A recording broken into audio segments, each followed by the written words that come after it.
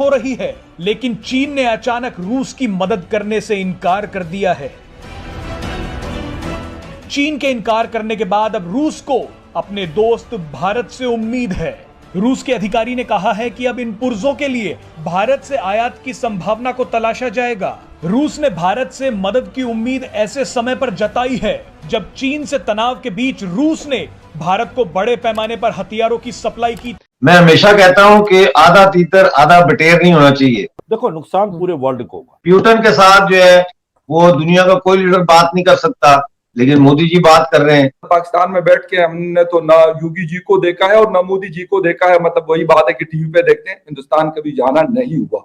लेकिन फिर भी एज ए लीडर मुझे जो मोदी जी इस वक्त नजर आ रहे हैं, या मतलब पिछले 5-7 सालों में उन्होंने जो चेंज लेके आए हैं, वो हिंदुस्तान को वर्ल्ड स्टेज के ऊपर, उस कॉन्टेस्ट में आपसे पूछ रहा हूं कि वो मतलब ताकत तो रखते हैं उसको कंटिन्यू रखने की, मतलब एज ए प्राइम मिनिस्टर। और मैं सिर्फ ये बात कह रहा हूं कि अब ये जो मामला यूक्रेन का चल रहा है, ये एक आलमी जंग ले गया है।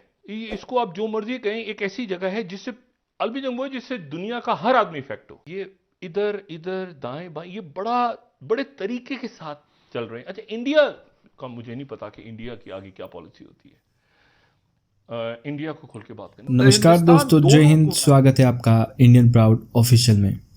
दोस्तों, जैसा कि आप जानते हैं, यूक्रेन और रशिया के बीच में एक महाभयानक युद्ध चल रहा है, जिसके चलते दुनिया तकरीबन 2 हिस्सों में बढ़ चुकी है। दुनिया का एक मेजर पार्ट यूक्रेन को समर्थन देता है, जबकि रशिया अब लगभग अकेला पड़ चुका है, क्योंकि चीन ने भी उसका साथ देने से लगभग इनकार कर दिया है। रूस अब अपने पुराने दोस्त यानी कि भारत की तरफ आंख मांड कर देख रहा है, क्योंकि दुनिया भर ने बहुत सारे सैंक्शंस रशिया पर लगा दिए हैं, जिसके तहत अब रशिया आर्थिक तौर पर बहुत कमज़ोर पड़ता जा रहा है।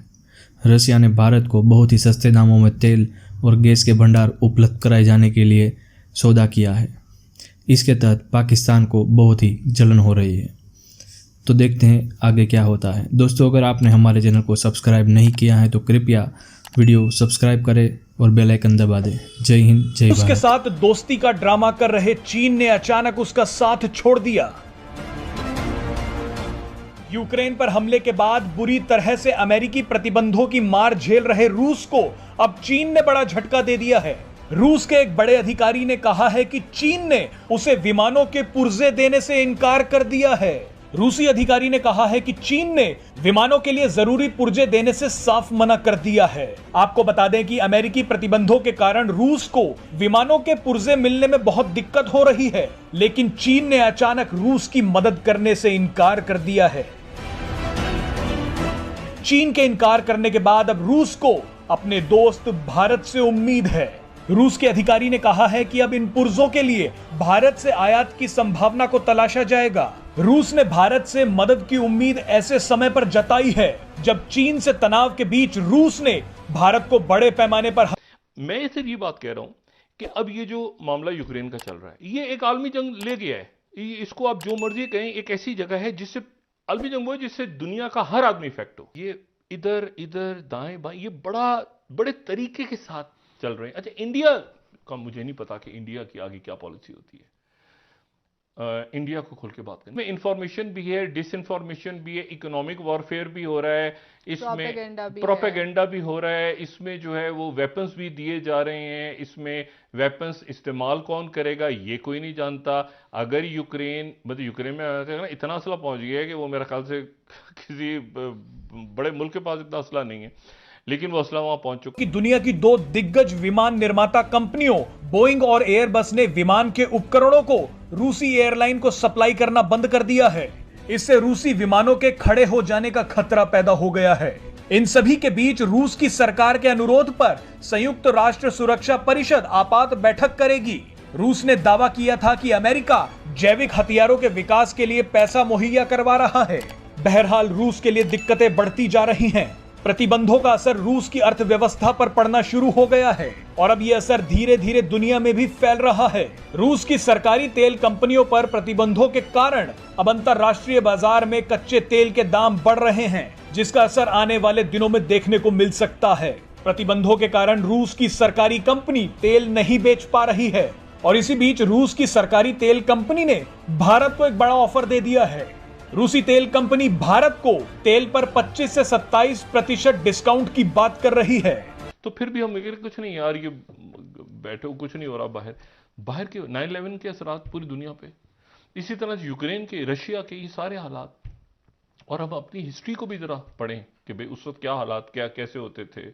और मतलब देखें ना, अब आपस में लड़ाइयाँ हुई, वो हिंदू आपस में लड़ रहे हैं, सिख हिंदू लड़ रहे हैं, मुसलमान सिख लड़ रहे हैं, मुसलमान लड़ रहे हैं, ठीक है ना। मतलब बाबर का बेटा हुमायूं छोड़ के चला गया अफगानिस्तान, तो शेरशाह सूरी की वजह से गया ना। शेरशाह सूरी की उन्होंने जिस खूबसूरती के साथ जो है वो भारत का जो इकोनॉमिक जो डायरेक्शन है उसको decisively and conclusively nationalised economic structure से निकाल के new liberal open free open market economy की तरफ उसको लेके गए हैं। यानी वो किनारा पकड़ा है उन्होंने, बजाय इसके कि वो आधा तीतर आधा बटेर करते कि नेशनलाइज्ड इकोनॉमी भी को भी कोशिश करें, उसको सरकार पैसा दे दे कि वो भी जिंदा रखें और इधर से फ्री मार्केट इकोनॉमी भी चलाएं, तो वो इंडिया की इकोनॉमी कोलैप्स हो जाती या बहुत वीक हो जाती। इसी तरह से जो है वो उन्होंने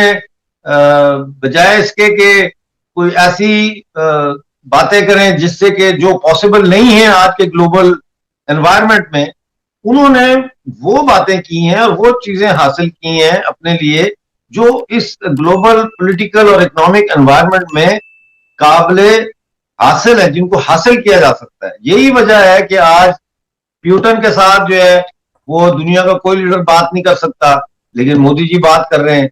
उधर यूक्रेन के सदर से भी मोदी जी बात कर रहे हैं।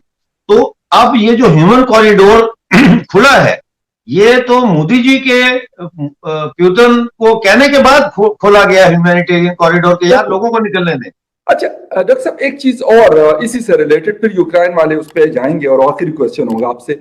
लेकिन जिस तरीके से उन्होंने कश्मीर में यूएई के हाथों इन्वेस्टमेंट पे मतलब लेके आना, एक मेरे ख्याल में शायद सबसे बड़ी अचीवमेंट मुझे अभी तक उनकी ये वाली लग रही है, क्योंकि पाकिस्तान का बड़ा इन्फ्लुएंस रहा है यूएई के साथ और सऊदी अरेबिया के साथ और जो गल्फ कंट्रीज है बड़ा, और उन्होंने हमें सपोर्ट भी किया, नो डाउट अबाउट दैट, कि बहुत सपोर्ट हमें पास्ट में किया है।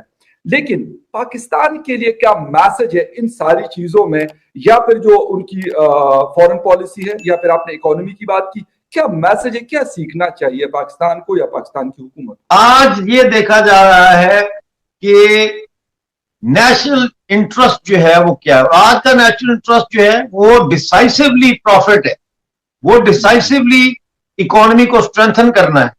और इसी हवाले से यूएई जो है, ना सिर्फ यूएई बल्कि सऊदी अरेबिया भी और बाकी मुल्क जो है मिडिल ईस्ट के अरब ममालिक, मुसलमान ममालिक, वो आज इंडिया के साथ तजारत करने में अपने आप को सेफ महसूस क्यों करते हैं? चाइना के साथ सेफ नहीं महसूस करते, क्योंकि चाइना में डेमोक्रेसी नहीं है, चाइना का उनको भरोसा नहीं है।